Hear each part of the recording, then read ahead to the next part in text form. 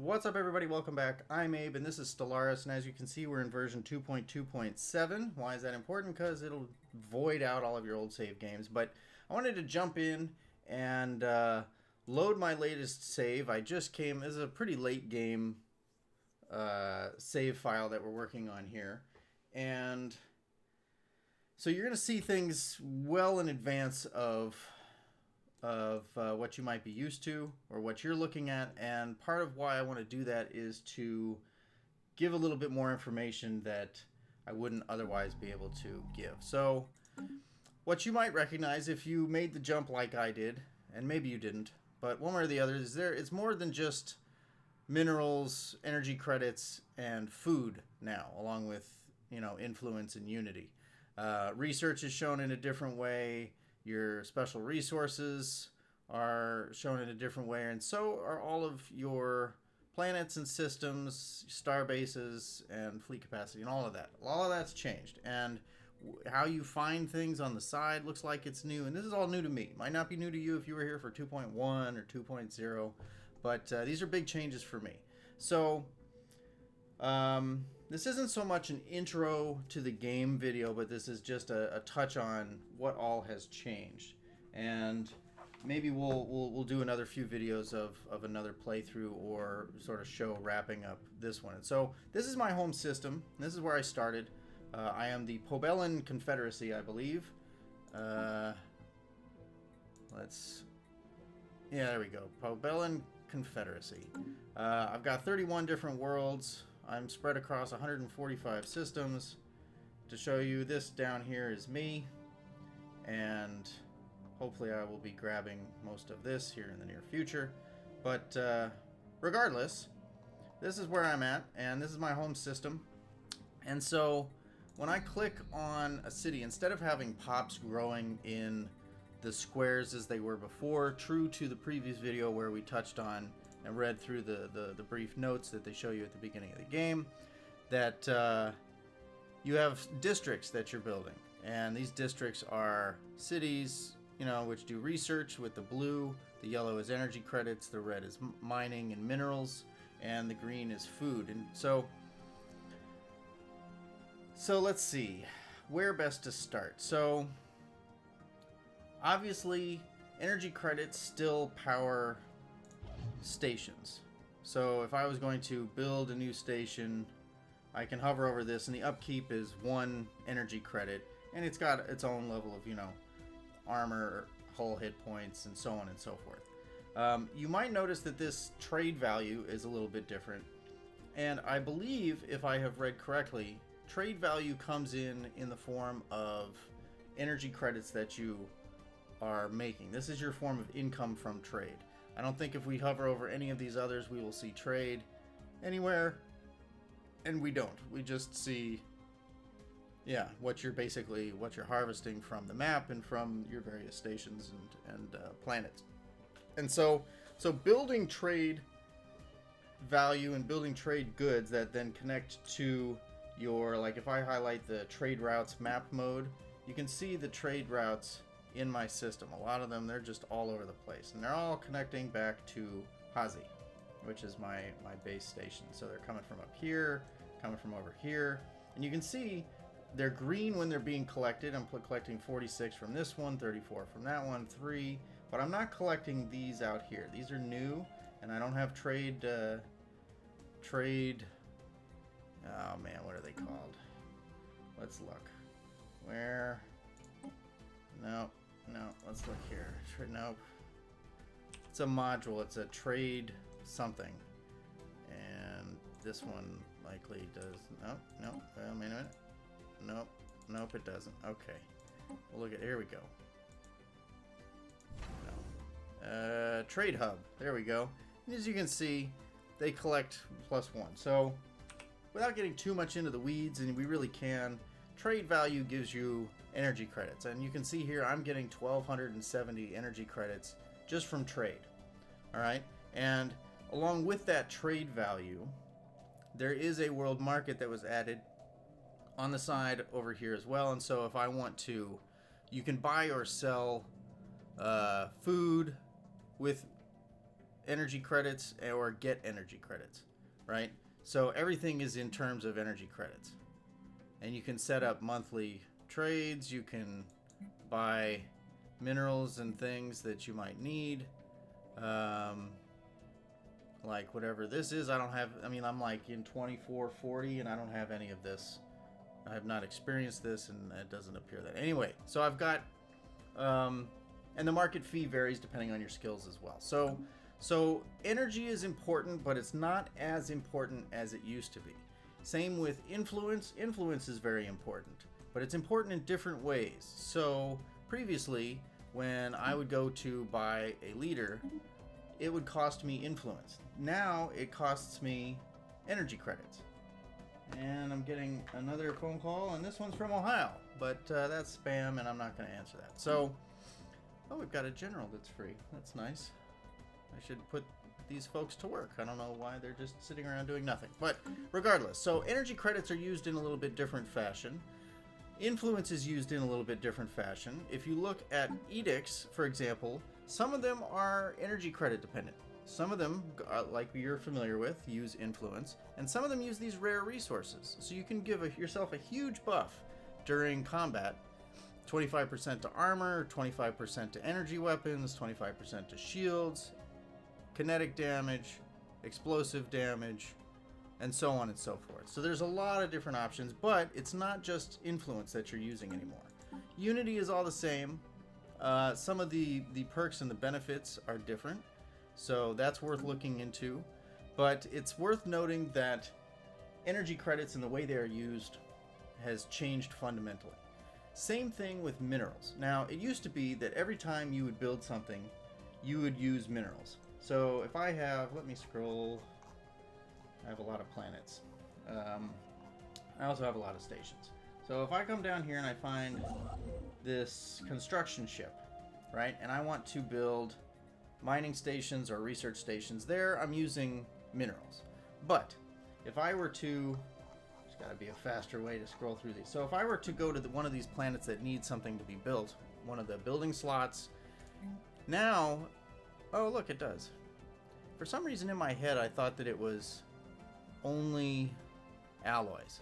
But alright, so buildings also use minerals, clearly. Sorry for the slight misunderstanding. Looks like you can filter. That's pretty cool, I just learned that. But what doesn't use minerals, which used to, is your shipyard. So all of your ships now require alloys, which is just one more material to keep track of. And you may note, if you're paying attention and you're looking very closely here, that very few, if any, of these systems offer alloys. So this one somehow offers 6. This one offers 1, but you can see none. There's 1 there, none, none. There's nothing, right? And that doesn't get you to the point where you're making 518 every month. So where do they come from? You know, there's 1 there. They're scattered about. So if we look at one of our earlier planets that's already fully saturated, like our home planet, you have to build these alloy megaforges. Or I guess alloy, let's just call them alloy forges. They start out, let me find an unupgraded version, maybe down here. Here we go. Alloy foundries. And what they do, and what's interesting, and why you still need to pay very close attention to your minerals, is they take 12 minerals, as you can see right there, and they turn them into 6 alloys. And once you upgrade them, we go back here, that doubles. So instead of 12 and 6, it takes 30 and it builds 15. And you can upgrade that again to have it be something like 48 and 48. So you're immediately transforming, or 48 and 24 or something. So you're immediately transforming minerals directly into alloys. And the trade rate is not great. It's 2 to 1. So that is also important because, like I said, you're going to be balancing the income of all of these things. So you're like, okay, I really want to increase my alloy production rate, right? Because it's going to help you build out your armed forces or your navy. And So you want to go and upgrade all of these things. In order to do so, you definitely need to have a huge economy in your minerals in order to support that, because every upgrade is going to increase how much is being pulled away and turned into alloys by something like 18. So every time you upgrade, it's going to reduce your mineral income by 18, right? And if you'll note, you see that little brown thing where it says 480 days, 600 minerals, and 50 of these motes. This is one of the volatile motes. This is one of those rare resources which you have nary few of. And not only does it use 50 of those to upgrade the building, but to upkeep, in addition to energy credits, you need one of those every month to go into it. So if I hover over my volatile motes, I'm consuming 14.4 of those every turn. So, all right, if they're rare, you might be asking yourself, how the hell do I get to the point where I've not only got 16 coming in, but I'm consuming 14? Well, so some of them you're going to be able to find, you know, like this crystal, and you're going to get one out of that. And far as I'm aware, there's no way to upgrade that. That's it. You get your one, and you're done. Now, if we look at some of these planets, you can build, if this system or if this planet has a system with the motes in it, you can build something on that planet that will harvest an additional one, and then you can upgrade that, I believe. On top of that, so if I were to, let's say I'm going to replace this military academy, so this right now has an upkeep of 1 power or energy credit. If I were to create them synthetically, it's going to take me 10 minerals per every 2 motes that I'm creating, right? And so I can build those if I really need that ability. And I think I did. No, that's a maybe I did build that. Either way, see, there's a mote harvesting trap that's available, but there are synthetic versions of all of these that you can build on any planet that then will give you those materials, but at a cost, right? And the cost will be, again, at the cost of minerals. Now, I don't fully understand what consumer goods are just yet, but when I click on that, I guess it opens up the market. But you can see that our population consumes these naturally, right? So let's look at, where is it?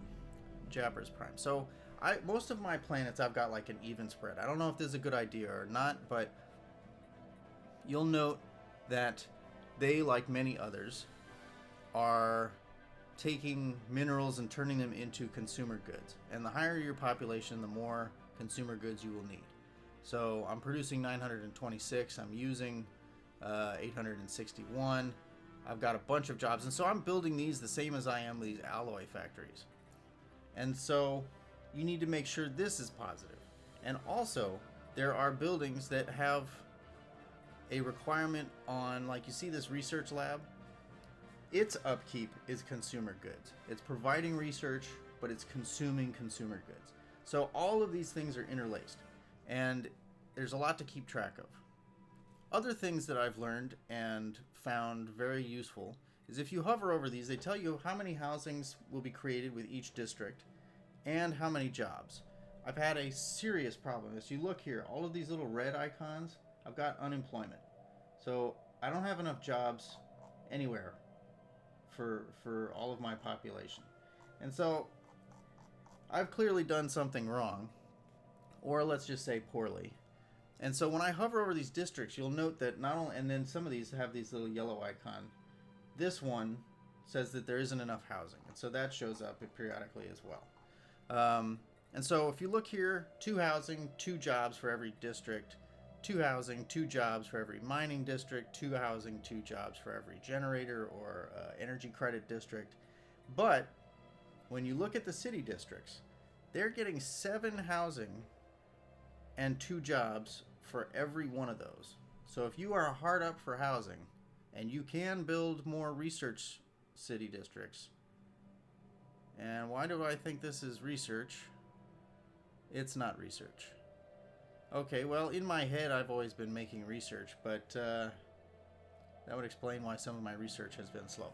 So, it just turns out that these are city districts. So, as you click around, they will be limited. So, this one only has, the ability for 6 of those.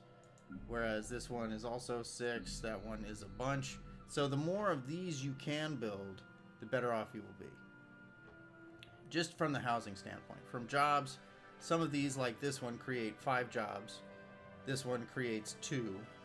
This one creates 2. This one only creates 1. Right? And so you need to be cognizant of all of that. And I hate to say it, but there is a complexity in the type of jobs and the type of housing. So right now, it turns out there are social strata where there are leader populations. Let's look here, right? So there are rulers, and there are jobs for rulers. There are specialists, and there are jobs for specialists. And then there are workers. And if you only have openings down here, job-wise, these populations will be disgruntled. If there are extras of them, what does this do? No jobs have been deprioritized. Okay.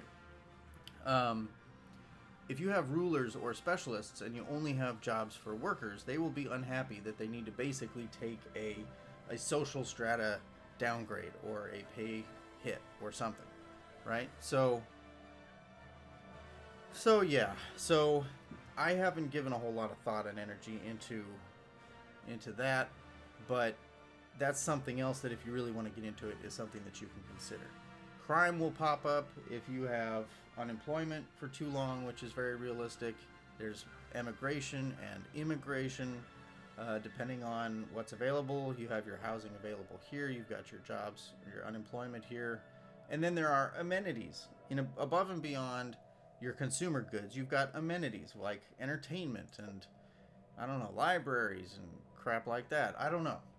So there is a ton to get into and to unwrap here. And on top of it, I know they've always had this like ship designer. This entire game, I've just let the computer manage what they're putting on my ships here. Like, cause I just don't have enough mental capacity or mental space to manage that too. There's a fleet manager, which I think existed before. So you can click here and say, okay, yeah, I want 20 of those, 10 of those, 5 of those, and 5 of those, and that's what that fleet will be. But there's a ton. This game has not become any less involved or complicated. If anything, it has definitely become much more involved and complicated. So that's update 2.2 from whatever the previous version was. And thanks for watching. And I'm gonna do a few more videos and sort of again go back through how I start the game and what I'm looking for. But I just got lucky in this particular game. I didn't have anybody near me for quite a while, and I was able to just turtle. And the people that I did meet held similar ideological, I don't know, sections, and oh look, all these people really like me. Well, I got into an association early, and and then eventually into the and their technology level is still overwhelming. It's all right. My economy is better than theirs. Either way, a lot to get into here. So, yeah. Get in, enjoy the game. Let me know what you think of the new changes, and look for some more videos moving forward. And I will catch you in one of those. Thanks for watching.